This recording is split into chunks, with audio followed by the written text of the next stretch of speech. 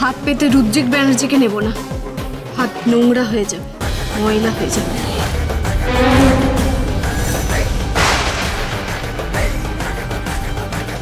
এই নে প্লিজ। কি হচ্ছে কি? এটা ঝগড়া করার জায়গা নয়। তোমরা তোমরা প্লিজ এখান থেকে যাও, যাও। তিথি চলো, এসো।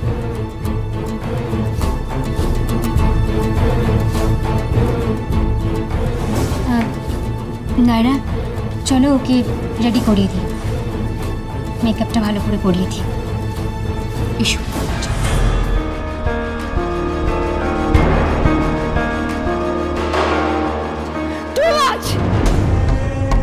আর মেনে নেওয়া যাচ্ছে না, এগুলো আর মেনে নেওয়া যাচ্ছে না।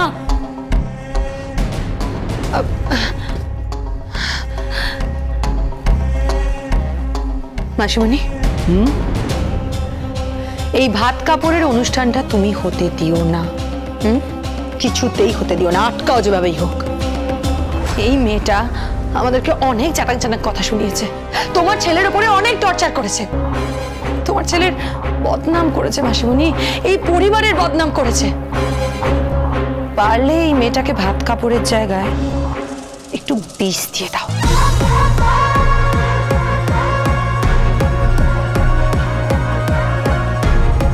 পারলে এই মেয়েটাকে ভাত কাপড়ের জায়গায় একটু বিষ দিয়ে দাও।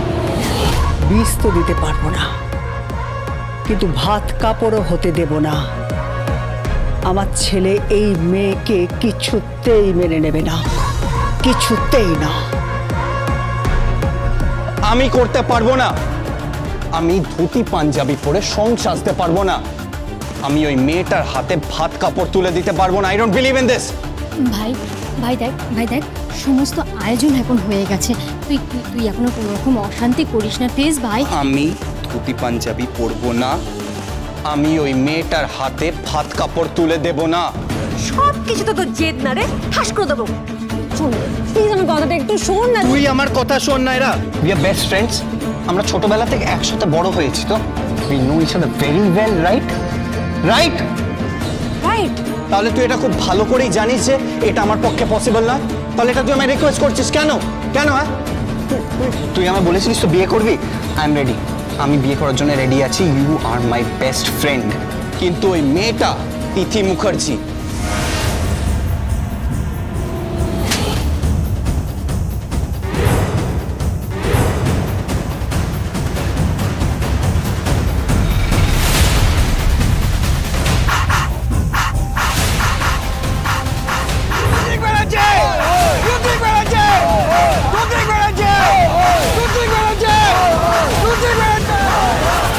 ওর জন্য আমাকে সবার সামনে কিভাবে হ্যারাস হতে হয়েছে তোরা সবাই খুব ভালো করে জানিস ব্যাপারটা। তারপরেও তোরা কেন আমাকে এটা রিকোয়েস্ট করছিস? ওই তিথির মায়ের জন্য ভাই। সো আমি কি করবো তাতে?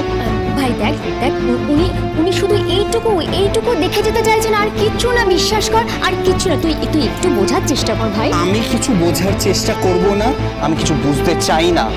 তোরা আমাকে ইরিটেট করা বন্ধ কর। রুদ্রিক, কোথায় যাচ্ছিস? দাঁড়া এখানে। আচ্ছা তুই তো বললি আমি তো বেস্ট ফ্রেন্ড, তাহলে তো বেস্ট ফ্রেন্ডের কথা রাখা উচিত। চুপ করে দাঁড়া। এই নে, এটা পরে নে, ট্রাস্ট মি, তোকে খুব ভালো লাগবে দেখতে। শোনা রুদ্রিক, তিথির মা মানে পরিণীতা মুখার্জি, উনি সত্যি খুব অসুস্থ রে।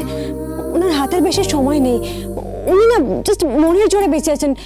উনি বেঁচে থাকুন কি মরে যান তাতে আমার কিছু এসে যায় না।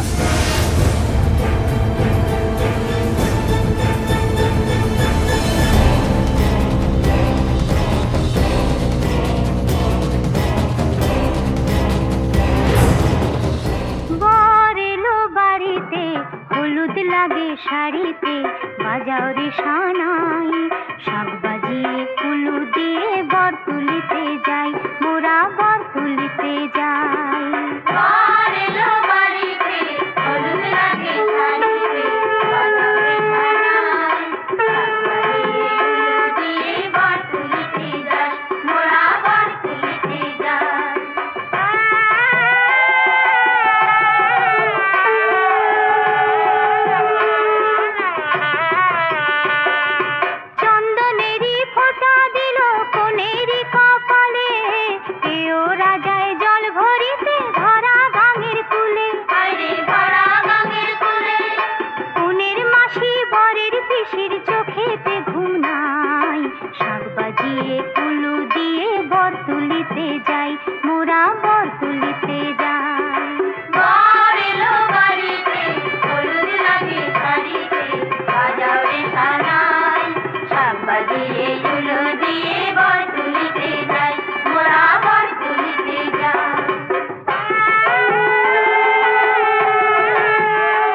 এই কি হলো, তোরা যাবি না ও বাড়িতে? কখন বেরোবি? দাঁড়াও দাঁড়াও, দেরি আছে। আরে বাইরে তো গাড়ি দাঁড়িয়ে রয়েছে। আমি তাহলে তত্ত্বগুলো তুলতে থাকি। আমিও তোমার সাথে তুলবো। হ্যাঁ হ্যাঁ ঠিক আছে, আয় আয় দাঁড়া। আরে দূর, ওইটুকু বাচ্চা ছেলে কখনো পারে না? পারবে। তাহলে দিদি চলো আমরা না হয় তত্ত্বগুলো আস্তে আস্তে গাড়িতে তুলি। ওখানে ওখানে যে বলেছিল ভাত কাপড় শুরু হবে, হ্যাঁ আমি একটু দেখবো, একটু দেখবো দিদি। আমার একটু একটু ভিডিও করে দেখা না। আমি জানি মেয়ে মাকে হয়তো দেখতে নেই, কিন্তু আমার জামাই কেমন দেখতে আমি একটু দেখতে চাই। আমি একটু দেখতে চাই।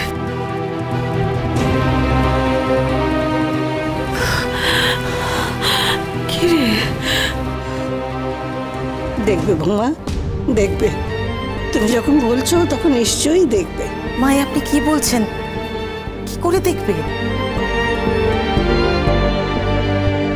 কেন? কেন দিদি, কেন? আমার ভাত কাপড় আমি দেখতে পারবো না। দিদি তুমি যে কি বলছো না, ভাত কাপড় আবার দেখার কি আছে? আমি না হয় পরে ছবি পাঠিয়ে দেবো। হ্যাঁ ছবি পাঠিয়ে দেবে?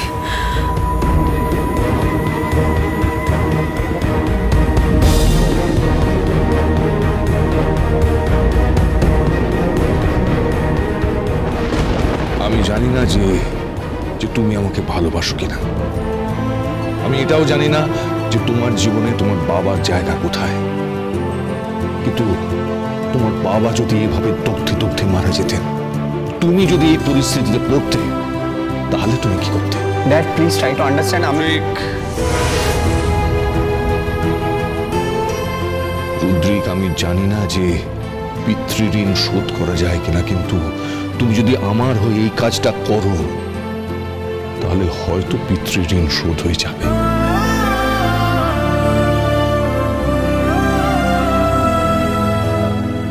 ড্যাড,